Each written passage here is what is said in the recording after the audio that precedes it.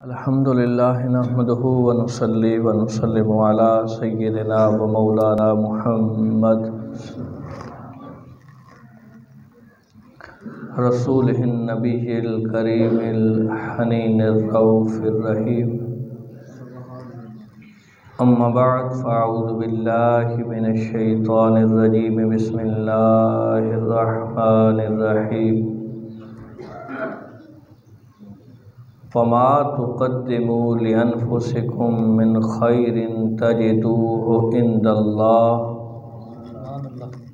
هو خيرا وأعظم أجرا آمنت بالله صدق الله العظيم قال الله تبارك وتعالى في شان حبيبه مخبرا وآمرا ان اللہ وملائکتہ یصلون علی النبی یا ایہا الذین آمنوا صلوا علیہ وسلموا تسلیما۔ تمامی حضرات بآباد بلند آباد آنی چاہیے۔ اللہم صلی علی سیدنا و مولانا محمد وعلی آل و اصحاب سیدنا و مولانا محمد وبارک وسلم وصلی علیہ۔ الصلاۃ والسلام علیک یا رسول اللہ وعلی آلک و اصحابک یا حبیب اللہ۔ الصلاۃ والسلام علیک یا شفیع المذنبین وعلی آلک و اصحابک یا رحمۃ للعالمین۔ بعد از حمد و ثنا نہایتی واجب الاحترام دوستو، بزرگوں، عزیز ساتھیوں، میں اور آپ محفل ایصال ثواب میں جو چاچا محمد سردار کے روح کے ایصال ثواب کے لیے سجائی گئی ہے جمع ہیں۔ دعا گو ہوں کہ رب کائنات مرحوم کی قبر حشر کی مشکلیں آسان فرمائے، مرحوم کی قبر کو تا حد نگاہ وسیع فرمائے، مرحوم کے لواحقین دادا محمد گل جہان، چاچا ملک اقبال، چاچا ملک رمضان، چاچا ملک عبدالستار نے یہ محفل سجائی ہے، مولا پاک ان کا یہ سجانا اپنی پاک بارگاہ کے اندر شرف قبولیت عطا فرمائے۔ علی جناب، تھوڑا سا ٹائم میرے خیال میں ہو گیا ہے اور آپ اس وقت تھکے ہوئے لگ رہے ہیں، لیکن یہ خوش نصیبی ہے کہ اس پرفتن دور کے اندر کچھ وقت ہمیں مسجد میں بیٹھنے کے لیے مل جاتا ہے۔ اس وقت کو غنیمت سمجھیے کہ آپ اللہ کے گھر میں بیٹھے ہیں، اللہ اور اس کے رسول علیہ الصلاۃ والسلام کا ذکر اذکار سن رہے ہیں۔ اس وقت آپ کی زبان غیبت، شکوہ، شکایت اور گلہ سے محفوظ ہے، تو یہ مالک کریم کا بڑا احسان ہے، شکر ہے، فضل ہے کہ اس نے یہ توفیق دی ہے، ورنہ میں کہتا رہتا ہوں کہ اب میرے گھر میں وہی شخص آ سکتا ہے کہ جس کو میں اجازت دوں گا، تو مالک کریم کے گھر یعنی مسجد کے اندر بھی وہی شخص آئے گا جس کو رب کائنات توفیق عطا فرمائے گا۔ ذرا بولیے سبحان اللہ۔ تھوڑا سا مزاج بنائیے، چند باتیں جناب کی بارگاہ میں رکھنی ہیں، توجہ رہے گی تو انشاءاللہ لطف بھی آئے گا، اور یہ جو چند منٹ بیٹھے ہیں بندہ فریش ہو کہ یہ دین کا ہم نے ایک پیغام سننا ہے، دین کا ہم نے ایک پیغام اپنے دل کے اندر بٹھانا ہے۔ ویسے تو ہمارے پاس وقت بھی نہیں ہے، یا کل میں ہمیں ٹائم ملتا ہے، یا چہلم میں ہمیں ٹائم ملتا ہے، یا کوئی محفل سجاتا ہے تو اس میں ہمیں وقت ملتا ہے۔ ویسے تو ہمارے پاس اتنا وقت بھی نہیں ہے کہ ہم دین سیکھ سکیں۔ ذرا بولیے سبحان اللہ۔ عزیزان محترم، میرے مصطفیٰ فرماتے ہیں اذا مات الانسان انقطع عنہ عملہ، کہ انسان جب مر جاتا ہے، انسان کی روح جب اس کے جسم سے نکلتی ہے، اب انسان مر گیا، اب اس کے سارے اعمال کا دفتر بند ہو گیا، اعمال ختم۔ لیکن میرے مصطفیٰ فرماتے ہیں کہ انسان مرتا ہے، اب لازمی بات ہے نماز نہیں پڑھ سکتا، روزہ نہیں رکھ سکتا، زکاتیں نہیں دے سکتا، حج نہیں کر سکتا، دنیا کا اور کوئی اچھا عمل تو نہیں کر سکتا۔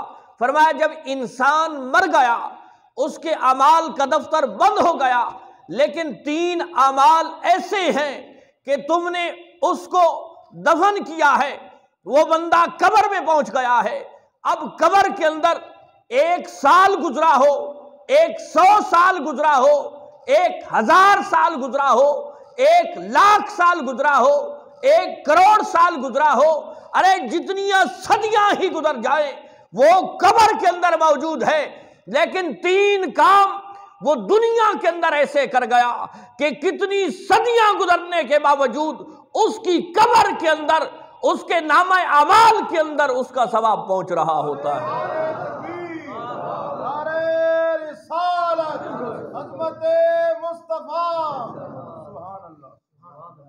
اب بندہ تو چلا گیا ہے، بندہ چلا گیا ہے، انسان سوچتا ہے یار جسے ہزاروں سال گزر گئے ہیں اس کے نامہ اعمال کے اندر روزانہ بنیاد پہ نیکیاں جا رہی ہیں، اس کے نامہ اعمال کے اندر اب بھی نیکیاں ایڈ ہو رہی ہیں، اب اس سے برائیاں تو ختم ہیں لیکن نیکیاں پھر بھی مل رہی ہیں۔ فرمایا کس وجہ سے؟ انسانی عقل سوچتی ہے کہ بندہ دارالعمل سے دارالجزا میں پہنچ گیا، اب نماز نہیں پڑھ رہا، اب روزے نہیں رکھ رہا، اب حج نہیں کر رہا، اب زکاتیں تو نہیں دے رہا، لیکن اعمال کے اندر پھر بھی اضافہ ہوتا جا رہا ہے۔ تو میرے مصطفیٰ فرماتے ہیں بندہ مر گیا، اعمال کا دفتر ٹھپ ہو گیا، لیکن 3 عمل ایسے ہیں کہ جس کا ثواب قیامت تک ملتا رہے گا۔ اب مصطفیٰ کریم علیہ السلام کی بارگاہ میں عرض کی گئی سونیا وہ کون سا عمل ہے؟ میرے مصطفیٰ کریم علیہ السلام فرماتے ہیں کہ وہ مرنے والا ایسا تھا کہ جس نے اپنی نیک صالح اولاد کو چھوڑا ہے۔ ذرا بولیے سبحان اللہ۔ ایسی اولاد کہ جب تک وہ عمل کرتی رہے گی، جب بھی وہ اپنی پیشانی کو بطور فرض نماز کے رب کی بارگاہ میں جھکائے گی، وہ تو اپنا فرض ادا کر رہی ہے، لیکن اچھی تربیت کا اثر سجدہ اولاد کر رہی ہے، ثواب والد کو بھی مل رہا ہے۔ اب روزہ اولاد رکھ رہی ہے، اولاد کو بھی پورا حق ملے گا، یہ نہیں ہے کہ اولاد کو حق نہیں ہے، اولاد کو اس عمل کا ثواب ملے گا اور والدین کو ان کی اچھی تربیت کا ثواب ملے گا۔ میرے مصطفیٰ فرماتے ہیں اچھی اولاد جو چھوڑ گیا، اب اولاد جتنے اچھے کام کرے گی، جتنی بھی نیکیاں کرے گی، جتنے بھی وہ صدقہ و خیرات کرے گی، جتنے بھی وہ رب کی بارگاہ میں اپنی آنکھوں سے آنسو بہائے گی، اجر اولاد کو بھی ہے لیکن ثواب والدین کو بھی ملے گا۔ اب میں اور آپ نے دیکھنا ہے کہ میں نے اور آپ نے اولاد کی کس طرح کی تربیت کی ہے کہ یہ اولاد مرنے کے بعد ہمیں کیا دے سکتی ہے۔ یہ بینک بیلنس، یہ کوٹھیاں، یہ گاڑیاں، یہ زمینیں، یہ جاگیریں کہ جس کو کمانے کے لیے میں نے اپنی طاقت کو صرف کر دیا ہے، میں نے اپنا سارا وقت لگا دیا ہے، میں نے اپنا سب کچھ لگا دیا ہے، نہ مجھے دن کا پتہ ہے، نہ رات کا پتہ ہے، نہ حلال کا پتہ ہے، نہ حرام کا پتہ ہے، بس اولاد کے لیے اکٹھا کرنا ہے۔ ارے دوست، اس اولاد نے تب تمہیں کچھ دینا ہے جب تم اس کی اچھی تربیت کرے گا۔ اب میں نے جہاں بات لے کے جانی ہے نا، تھوڑی سی توجہ رہے۔ فرمایا اولاد اچھی چھوڑ گیا، اور میں کہتا ہوں اولاد اور کچھ نہ کرے، کوئی شاید میرے پاس آئے اور کہے کہ جناب میرے پاس مال و دولت نہیں ہے کہ میں کوئی بڑے صدقہ و خیرات کروں۔ میں اکثر دوستوں سے کہتا ہوں کہ والدین کے ساتھ اگر وفا کرنی ہے تو سب سے بڑی وفا یہی ہے کہ تم نماز 5 جگانہ پڑھو، کہ جب بھی تم التحیات پہ بیٹھ کے رب کی بارگاہ میں یہ دعا مانگو گے کہ ربنا اغفر لی ولوالدی وللمؤمنین یوم یقوم الحساب، کہ تمہارا یہ بیٹھنا، یہ اچھی تربیت، تم تو اپنا فرض ادا کر رہے ہو لیکن رب اللہ رب العزت اس تمہارے والدین کو اس کا بھی بہتر بدلہ عطا فرمائے گا۔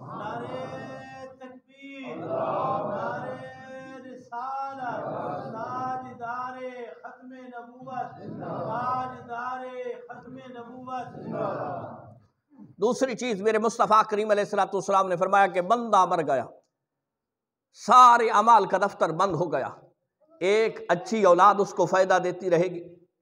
اب اولاد جب تک زندہ رہے گی، اور صرف اولاد سے مراد یہ نہیں ہے کہ بیٹے اور بیٹیاں، اولاد جو بھی آگے نسل چلتی ہے، اچھی نسل ہے، آگے پوتے نواسے نواسیاں، ان کی اولادیں جب تک وہ اچھے عمل کرتے رہیں گی، اس بڑے بوڑھے کو اس کا ثواب ملتا رہے گا۔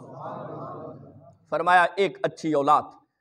سونیا دوسری چیز میرے مصطفیٰ کریم علیہ الصلوۃ والسلام فرماتے ہیں علم نافع، کوئی اچھا علم وہ سکھا گیا، دنیا والوں کو اچھا علم سکھا گیا، کسی کو نماز پڑھنا سکھایا ہے، کسی کو علم دین سکھایا ہے، کسی کو قرآن پڑھنا سکھایا ہے، اور میں کہتا ہوں کسی کو حلال رزق کمانا سکھایا ہے۔ یہ بھی علم نافع ہے کہ جب تک اس کے شاگرد اس کے سکھائے ہوئے علم سے لوگوں کو فائدہ پہنچاتے رہیں گے، مخلوق کے لیے فائدہ کرتے رہیں گے، اس مرنے والے کو اس کا ثواب ملتا رہے گا۔ اور اس کی مثال دیکھیے، اب مجھے پتا ہے کہ میں نے اپنے استاد سے پڑھا ہے، اب مجھے اپنے استاد کے استاد کا تو پتا ہے، یعنی دادا استاد کہہ لیں، میرے استاد ہیں شیخ الحدیث قبلہ شاہ صاحب رحمۃ اللہ تعالیٰ علیہ، یا قبلہ امیر المجاہدین رحمۃ اللہ تعالیٰ علیہ، اب ان کے استاد کا مجھے پتا ہے، ان کے استاد کا تو مجھے پتا نہیں ہے۔ یہ یعنی فطرتاً بات ہوتی ہے، استاد کا پتا ہوتا ہے اور استاد کے استاد کا پتا ہوتا ہے، اس سے آگے تو پتا نہیں ہوتا۔ لیکن جو اچھا عمل ہم کریں گے اور جو آگے دین ہم پڑھائیں گے، جو ہم لوگوں کے لیے فائدہ کریں گے، اس کا ثواب استاد صاحب کو بھی ملے گا، استاد صاحب کی استاد صاحب کو بھی ملے گا، یہ نسل در نسل چلتا جائے گا۔ جس نے ابتدا کے اندر یہ علم دین سکھایا تھا کہ اس کو ثواب ملتا رہے گا۔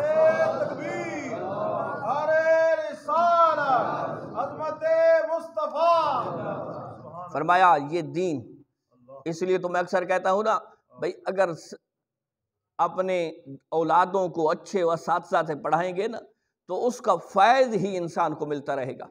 اور تیسری چیز میرے مصطفیٰ فرماتے ہیں کہ مرنے والے نے کوئی صدقہ جاریہ کیا تھا۔ صدقہ جاریہ یعنی تا حیات رہنے والا ایسا صدقہ، مسجد بنا دی، کوئی مدرسہ بنا دیا، کسی عالم دین کو کوئی کتاب خرید کے دے دی، یعنی صدقہ جاریہ کیا۔ اب وہ بندہ تو چلا گیا ہے، اس صدقہ جاریہ سے جب تک لوگ فائدہ اٹھاتے رہیں گے، مرنے والے کو اس کا ثواب ملتا رہے گا۔ اب ایک چھوٹی سی مثال ہے، کسی نے اس مسجد کے اندر ایک اینٹ ہی لگائی ہے، تو اس مسجد کے اندر جب تک لوگ نمازیں پڑھتے رہیں گے، لازمی بات ہے اللہ تعالیٰ کرم اور فضل فرمائے کہ یہ مسجد جہاں مسجد بن گئی، یہ ایک شرع مسئلہ ہے، قیامت تک وہ مسجد ہی رہے گی۔ اب مسجد کے اندر کوئی نماز پڑھتا ہے، کوئی آ کے نوافل پڑھتا ہے، کوئی آ کے اعتکاف کرتا ہے، کوئی آ کے علم دین سیکھتا ہے، کوئی آ کے یہاں قرآن پاک کی تلاوت کرتا ہے، کوئی آ کے یہاں قرآن کے معانی اور مفاہیم سمجھتا ہے۔ اب وہ تو عمل کر رہے ہیں، لیکن جس نے اس کے اندر ایک اینٹ بھی لگائی تھی اس کو اس کا ثواب ملتا رہے گا۔ یہ علم دین ہے۔ اب میں نے جو آیت ابتدا کے اندر پڑھی ہے، اب اس کی طرف آؤ۔ میرے مصطفیٰ کے پہ نازل ہونے والی لا ریب اور لا شک کا کتاب، وَمَا تُقَدِّمُوا لِأَنفُسِكُم مِّن خَيْرٍ تَجِدُوهُ عِندَ اللَّهِ۔ رب فرماتا ہے کہ تمہارے ہاتھوں کا بھیجا ہوا وہ پہلے اللہ کے پاس محفوظ ہے، اور صرف محفوظ نہیں، هُوَ خَيْرًا وَأَعْظَمُ أَجْرًا، کہ تم نے صدقہ کیا تھا وہ اللہ کے پاس محفوظ بھی ہے، اور اللہ تعالیٰ اس کو بڑھاتا بھی رہتا ہے۔ اللہ تعالیٰ اس کو بڑھاتا رہتا ہے، اس کی نشو و نما کرتا رہتا ہے۔ جس طرح میرے مصطفیٰ کریم علیہ الصلوۃ والسلام کی حدیث پاک ہے کہ میرے مصطفیٰ فرماتے ہیں کہ بندہ نے ایک کھجور کی مانند، کھجور کی کتنی حیثیت ہے، یا کتنا وزن ہے، یا کتنی اس کی چوڑائی اور لمبائی ہے، میرے مصطفیٰ فرماتے ہیں کسی نے اللہ کی رضا کی خاطر ایک کھجور صدقہ کی، मालिक करीम उसको अपने दस्ते कुदरत में वसूल फरमाता है। बोलिए यार, ज़रा मोहब्बत के साथ बोलिए। अब देखिए कि थोड़ा सा आलम तखय्युलात में जाएं, थोड़ा सा अपने जहन के अंदर सोचें कि अगर मैं दूं, किबलाकारी से वसूल करे, मुझे खुशी होती है कि मेरा काबिल फ़ख्र दोस्त है, अच्छा आलिम है, अच्छा कारी कुरान है, अच्छा दीन की खिदमत करने वाला है, यार उस बंदे ने मेरे हाथ से कबूल किया है, मैं दूं और मेरा उस्ताद ले तो ये मेरे लिए बायसे फ़ख्र की बात है कि मैं नहीं दिया, मेरे उस्ताद साहब ने लिया, मेरे पीर साहब ने लिया। अरे कुर्बान में रब की शान पे, जरा सोचिए तो सही, आलम तखय्युलात में जाइए कि आपने अल्लाह की राह में दिया, और आपके आलम तखय्युलात में ये बात होनी चाहिए कि वो ज़ाहिरन तो किसी इंसान के हाथ में है, बातिनन रब को अपनी कुदरत में वसूल करवा रहा है।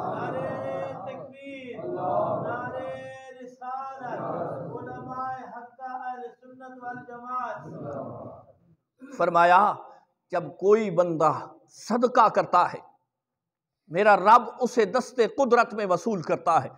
अच्छा, दस्ते कुदरत में वसूल करके फिर क्या फरमाता है?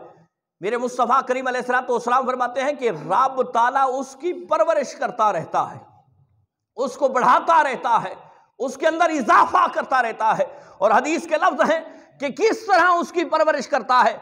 फरमाया जिस तरह तुम अपने गाय के बछड़े की परवरिश करते हो और वो बड़ा होता है, इसी तरह अल्लाह रब्बुल इज्जत तुम्हारे सदके की परवरिश करता है और उसके अंदर इजाफा होता रहता है, वो बढ़ता रहता है। और कल जब तुम रब की बारगाह में पहुंचोगे तो उसको ओहद पहाड़ जितना बड़ा पाओगे।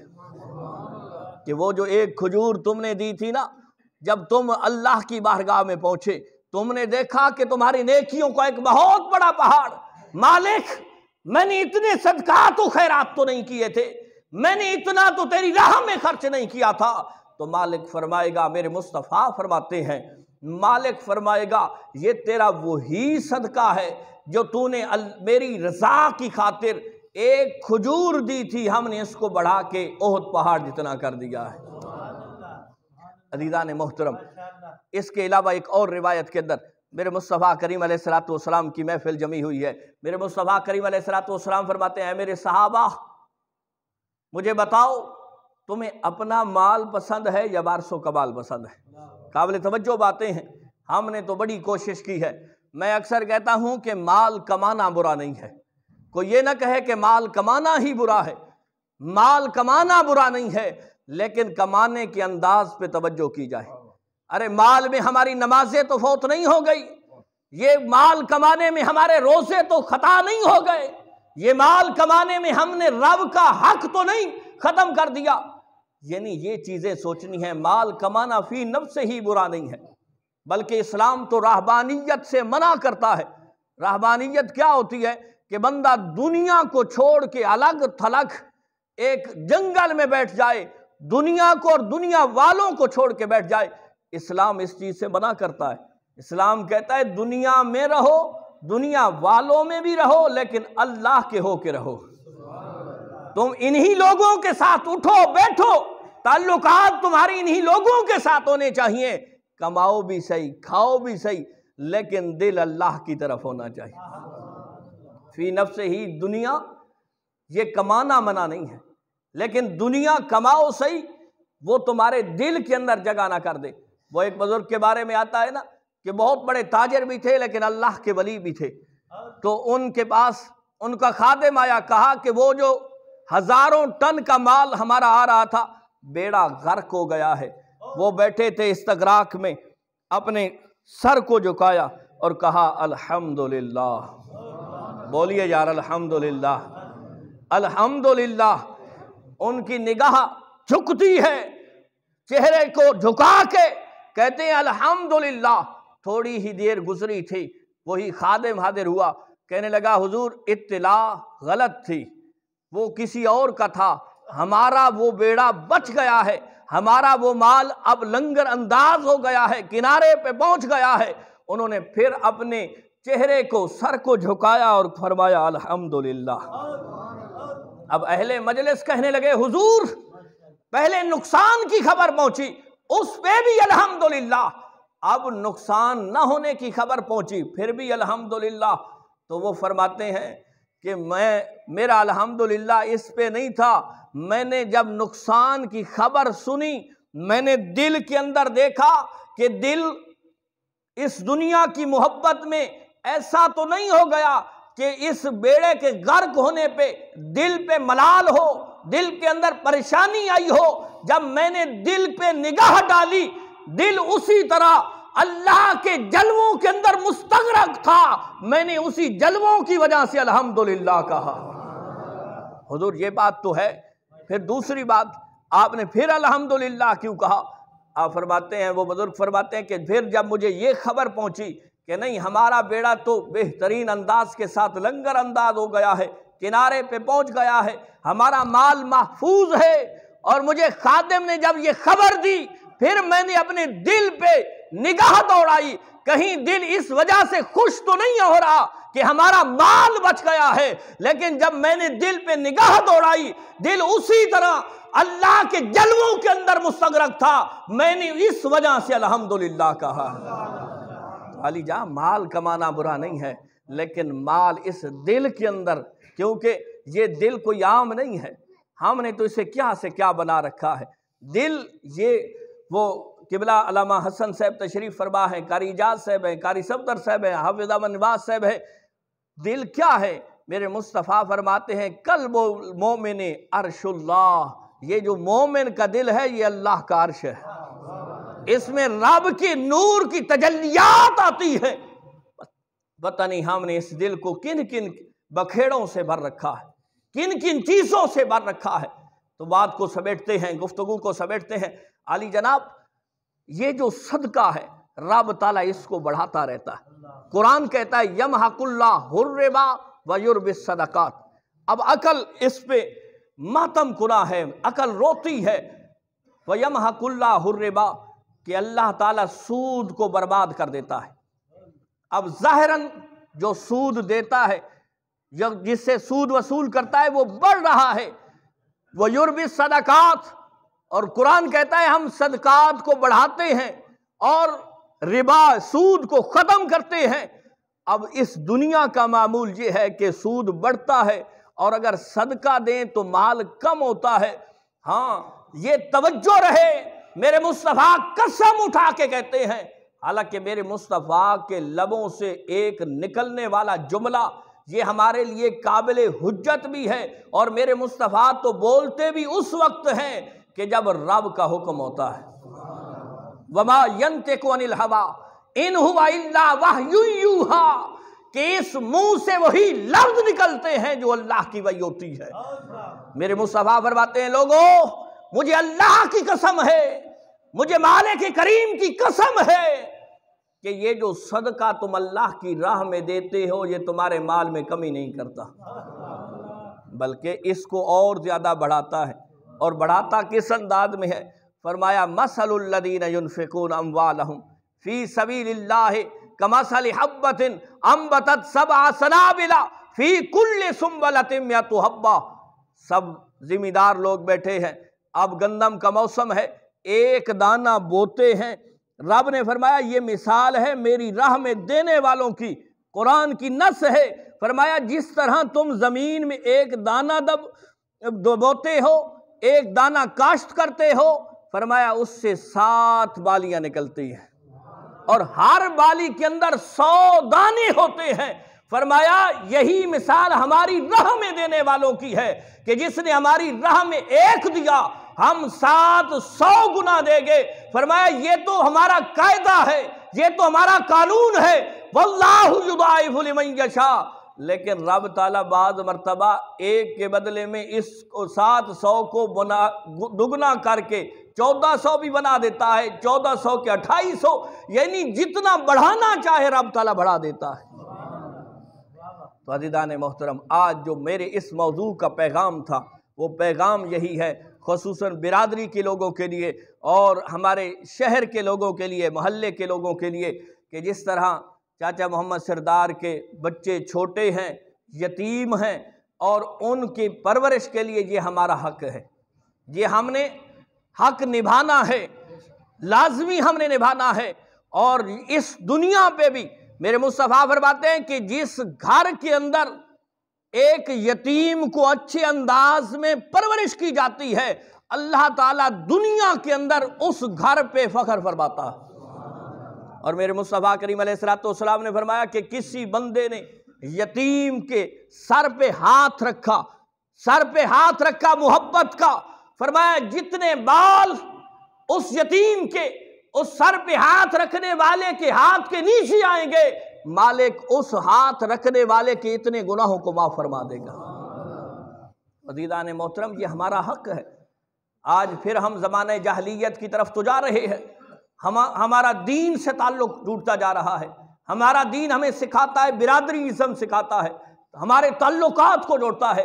فرمایا جب رب کی آزمائش آئے، خصوصاً اگر کوئی بچہ یتیم ہوتا ہے، یہ برادری کا، قومیت کا، شہر کا، محلے کا حق ہے کہ اچھے انداز کے ساتھ ان کے ساتھ تعاون کیا جائے۔ اور پھر یاد رکھو، کوئی کہے، میں ہی کہوں کہ میں اس لیے یار اس کو ان کی پرورش کے اندر اپنا حصہ ملاؤں گا یا ان کے ساتھ تعاون کروں گا کہ چاچا اقبال خوش ہوگا یا چاچا رمضان خوش ہوگا یا چاچا ستار خوش ہوگا یا برادری خوش ہوگی، میرے بھائی اس کا پھر کوئی ثواب نہیں ہے، اس کا کوئی ثواب نہیں ہے۔ قرآن و حدیث کو پڑھیے کہ اگر آپ نے کسی پہ صدقہ کیا ہے اور اس نے گزرتے ہوئے آپ کو صرف سلام نہیں کیا اور آپ کے دل کے اندر ایک ملال پیدا ہوا ہے کہ یار یہ شخص کہ جس کو میں نے اتنا صدقہ کیا تھا، اتنی زکاتیں دی تھی، اتنی خیرات دی تھی، آج یار گزرتے ہوئے اس نے مجھے سلام نہیں کیا، اس کی پرورش پہ میرا اتنا خرچہ ہوا ہے، میں نے اتنے صدقات و خیرات کیے ہیں۔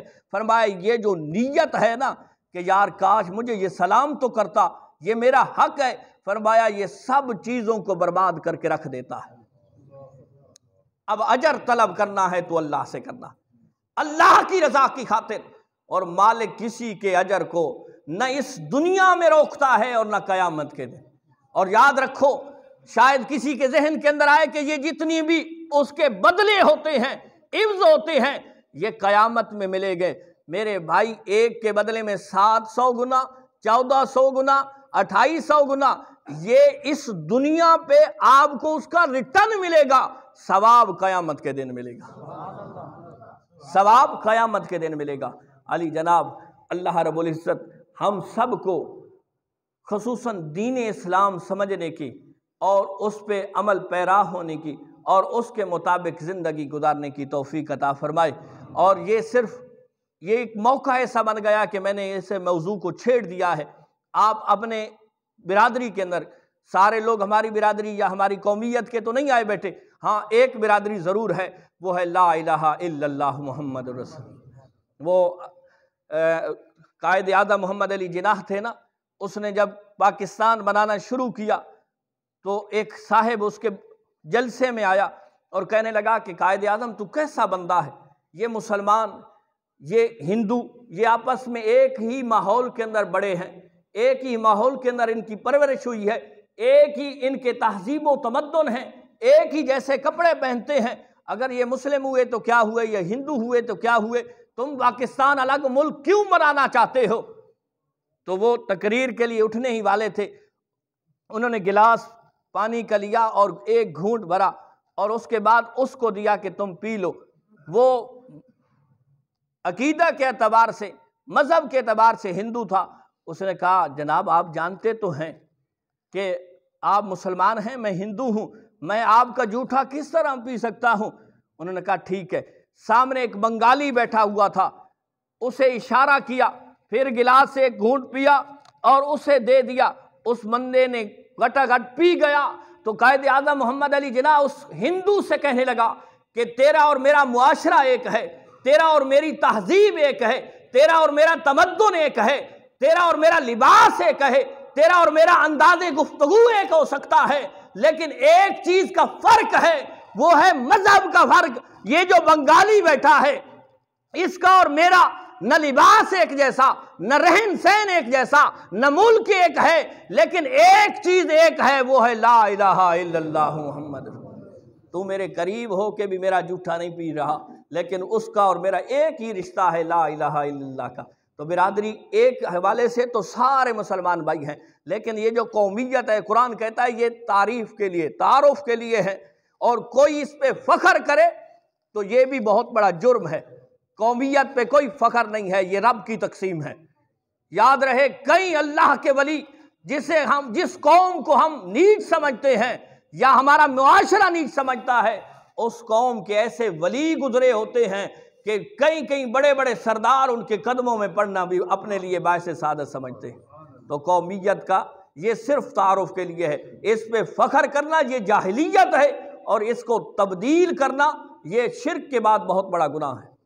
قومیت کو تبدیل کرنا شاید کہ دنیاوی، اس دنیا کی جھوٹی عزت کے لیے کہ میں اگر ملک نہیں ہوں تو ملک مان جاؤں، یہ بھی بہت بڑا جرم ہے، یہ بھی بہت بڑی ناانصافی ہے۔